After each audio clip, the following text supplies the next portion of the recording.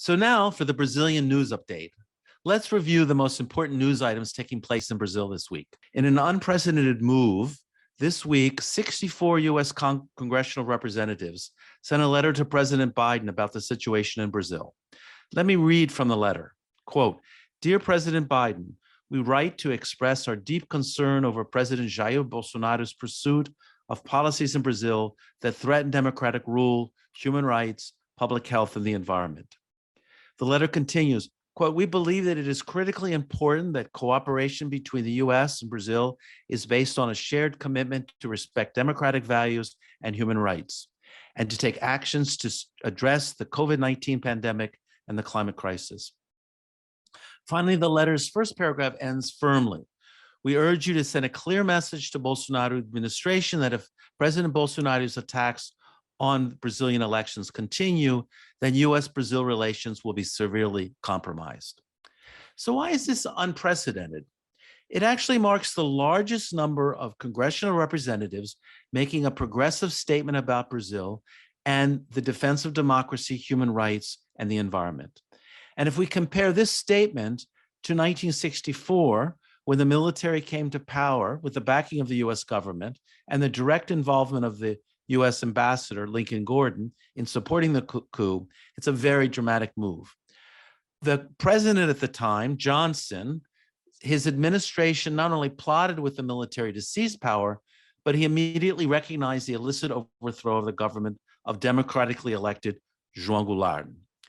But he also sent a naval task force to Brazil to intervene should a civil war break out. He summoned key leaders to the White House to explain how the U.S. had supported the military in their effort to, quote, save democracy in Brazil. Now, keep in mind, that armed forces then stayed in power for 21 years. Only in 1970 did a scattering of senators and congressional representatives speak out against torture and repression in Brazil and call for the end of economic and military support for the dictatorship. So the fact that today 64 congressional representatives signed this statement shows a significant shift in U.S. policymakers' attention towards Brazil. Now, while it's still true that most people living in the United States know virtually nothing about Brazil, this letter still represents an effort by progressive members of Congress to speak out against Bolsonaro and his undemocratic actions.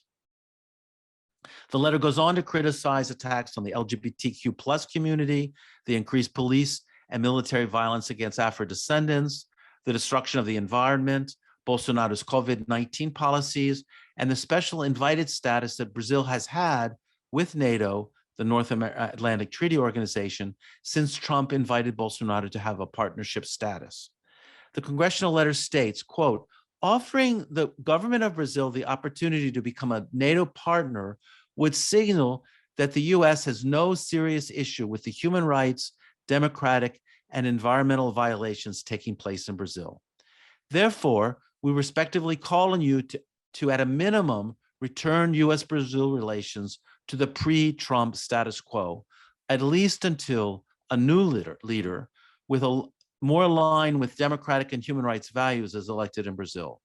This should include canceling the major non-NATO ally status, withdrawing the offer made to Brazil to become a NATO partner, and other forms of harmful cooperation established during the Trump-Bolsonaro period," end quote. The letter ends by suggesting that the appointment of a new ambassador opens the possibility for a new relationship.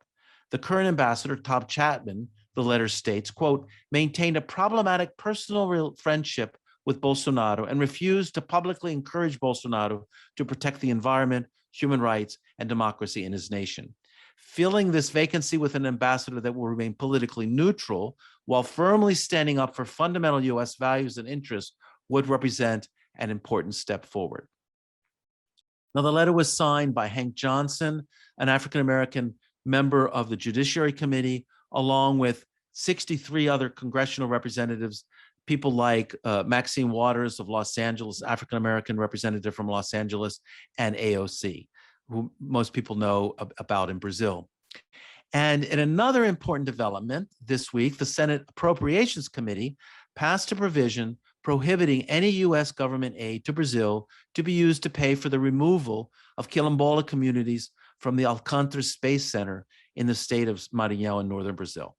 So a quilombola community is a community usually made up of former enslaved people or those who ran away from their enslavement in the 18th or 19th century. There are communities of quilombolas near the Marielle Space Center, which the US government wants to use for space launchings. And some of these communities have been removed, and the inclusion of this provision in the budget appropriations represents a significant effort by the Brazilian and US progressive forces to block the relocation of other traditional communities near the Space Center. Now, in spite of this congressional letter to Biden and the Senate appropriations provision that would block the removal of people from the Quilombola and Maranhão, US-Brazilian relations continue to have problems. Brazil, for example, has authorized the temporary presence of US armed forces on Brazilian soil for military training between November 28th and December 18th. And in July, Brazilian military officials went to Texas for combined exercises with the United States. So while Bolsonaro might be attempting to retain US-Brazil relations as they were under Donald Trump, his popular support is slipping. According to the latest Genial Quest polls, Bolsonaro is losing support among those who voted for him in the second round of the 2018 elections. Although 52% of those polled affirmed their continued allegiance to the president, 21% stated that they intended to vote for Lula in the first round of the 22 elections, and another 12% indicated they were either undecided or would be invalidating their votes. However, on the other hand, only 1% of those who voted for the PT candidate, Fernando Haddad, in 2018, in the second round of the elections, who ended up polling 45% of the votes, indicated they would abandon their presumptive candidate of the Workers' Party to vote for Bolsonaro. And 79% stated that they would definitively vote for Lula. Now, as listeners might recall, left-wing city councilwoman Marielle Franco was assassinated along with her driver, Anderson Gomez, on March 14th, 2018. This Afro-Brazilian bisexual defender of the city's poor communities was an important figure challenging the government's policies of intervening and invading the favelas, the poor communities of Rio de Janeiro. Now, it seems that the people involved in the shooting were militias, that is, illegal paramilitary groups that have been operating in Rio in these poor communities. And in fact, they did find the people actually involved in the shooting. But the question still remains, who ordered the killing of Marielle Franco? Now, one of the assailants, one of the assassins, Rony Lessa, who actually pulled the trigger of the machine gun that killed the councilwoman and her driver, it's now reported received over $1 million, which passed through his and his associates' bank accounts in recent years, although his monthly salary was only $1,200. And in fact, we've just learned that 7 months after the crime took place, $20,000 US was deposited in his bank account. Now, Lessa has been in jail since March 2019, along with his wife, who has been charged with money laundering. And although there are complications of this story, because Bolsonaro lives in the same condominium as Lessa, and there are alleged connections between Lessa and Bolsonaro, we still don't know who actually paid and ordered the killing of Marielle Franco. And finally, President Bolsonaro continues to veto legislation.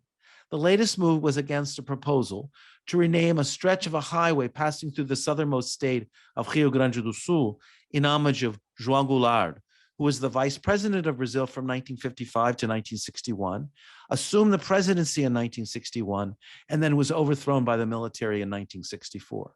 Bolsonaro, who supported the military coup, who defends torturers and repression, argued that it was not appropriate to change the name of this highway to honor the politician, the vice president, and then president who was in power when the military overthrew him in 1964.